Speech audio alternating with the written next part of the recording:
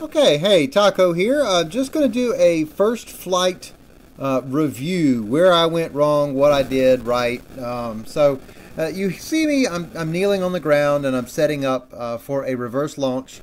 The winds that day were about 6 miles an hour, maybe a little bit more at times.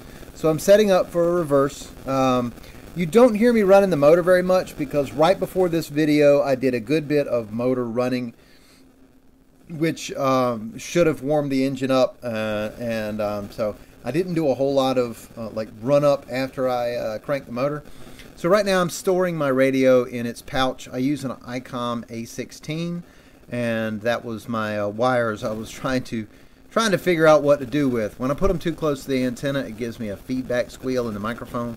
But I actually have a little Molly radio pouch that of the type you would see on a like body armor or tactical vest for police officers or whatever. So that's the pouch my radio goes in, and it just goes across my chest strap. Now I'm using my equipment for this is a BGD Magic Motor, and it's I think it's Gemini. It's the green one, whatever the mainly green one is, but it's a BGD Magic Motor in large. And my Paramotor equipment is an Iris Infinity. It's a two-tone, like blue-purple, with a Moster 185. No battery start. It's all hand start.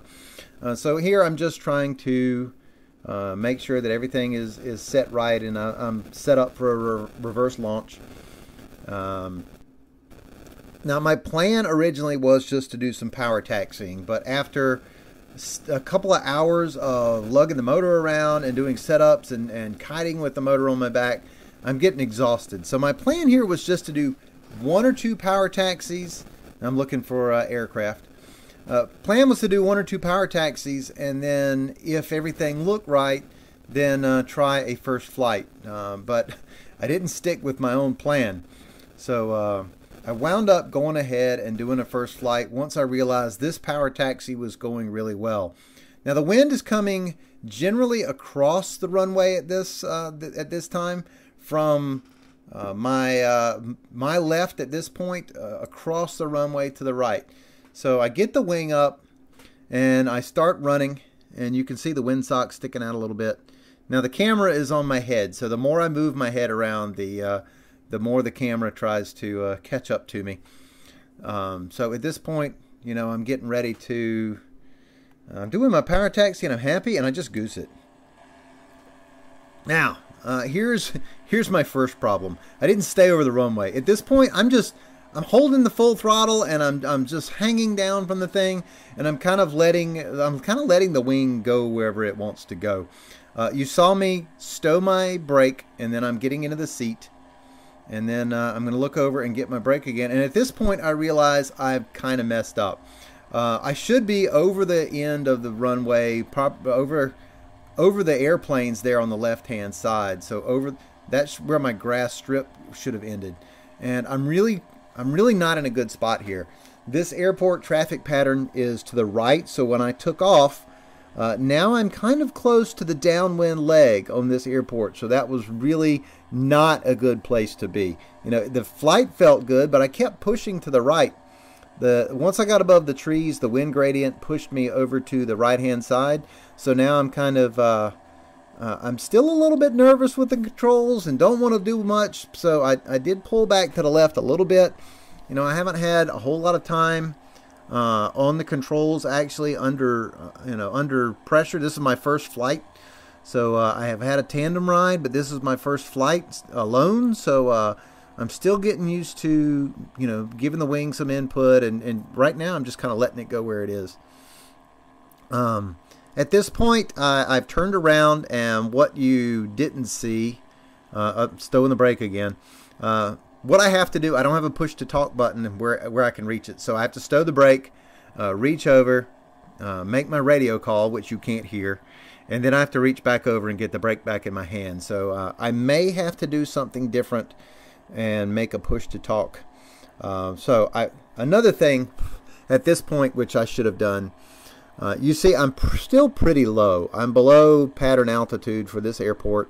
I am listening to the radio, but I'm below pattern altitude. And right now I'm in a terrible spot. All those trees under me, if my motor quits right here, I am too low to make it back to the airport.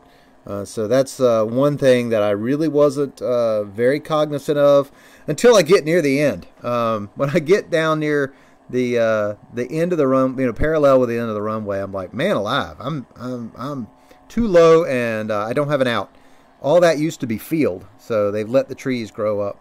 So not a good choice on my part. I do keep looking around. There's several radio calls at airports on the same frequency, but kind of far away. So at this point, I am listening for other planes, and I keep looking around.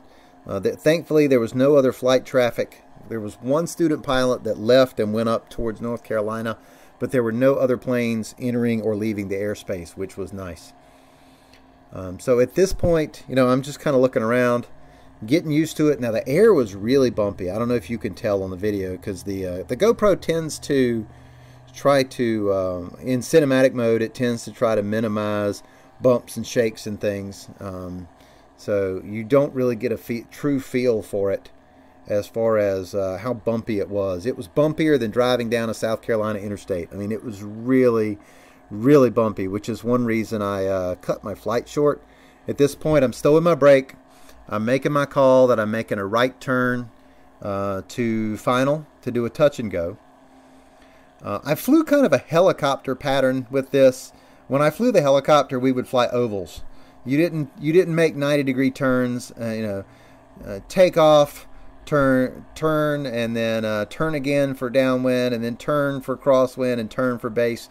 You made 2 turns, so it was kind of like an oval.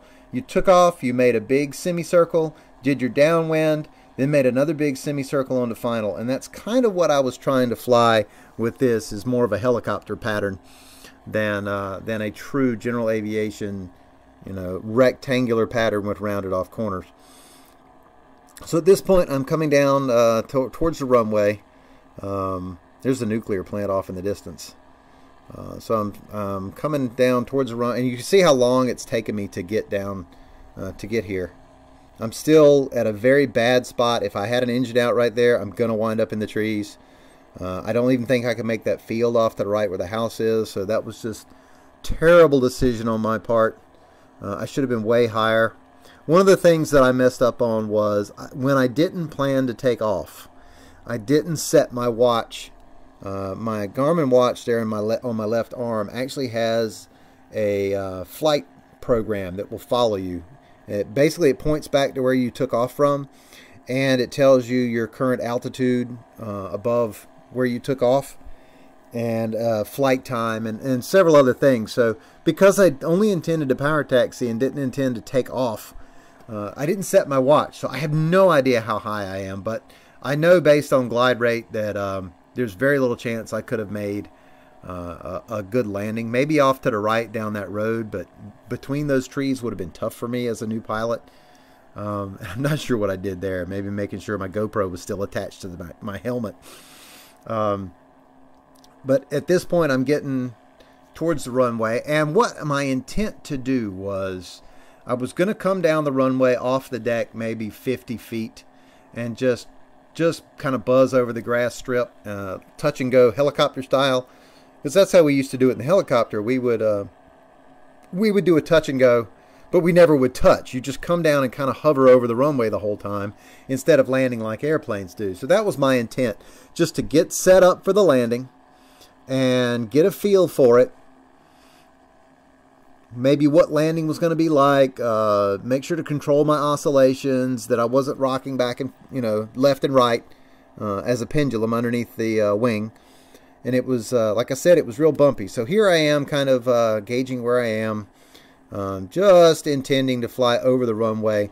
Now you see the oval turnaround point, and then there's for the end of 03, and then there's a midfield cutoff that some of the planes will use. So there's a midfield cutoff.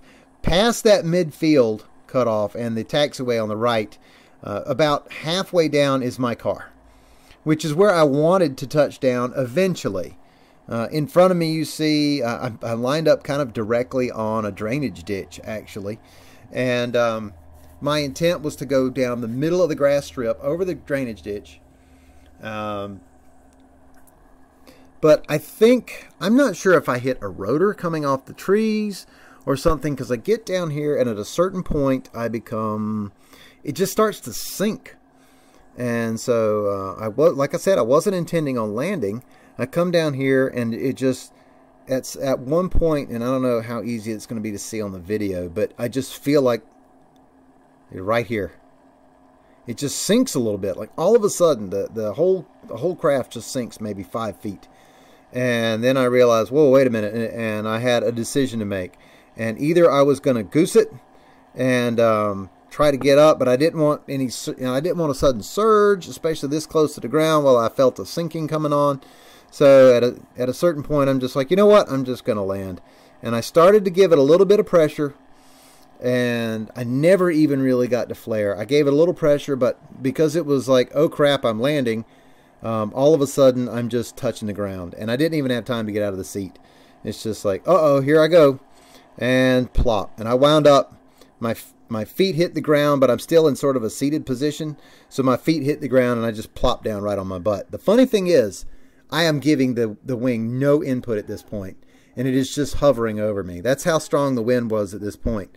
The wing is just sitting over me while I'm laughing, and I finally realized, wait a minute, I need to get this wing down.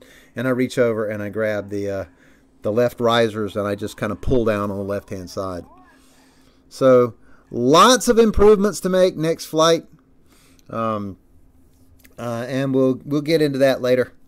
But thank you for watching, and thanks for all the congratulations. I didn't hurt anything, but a lot of mistakes were made that I need to improve on next time. Thank you very much. Remember, rule 1, don't go splat.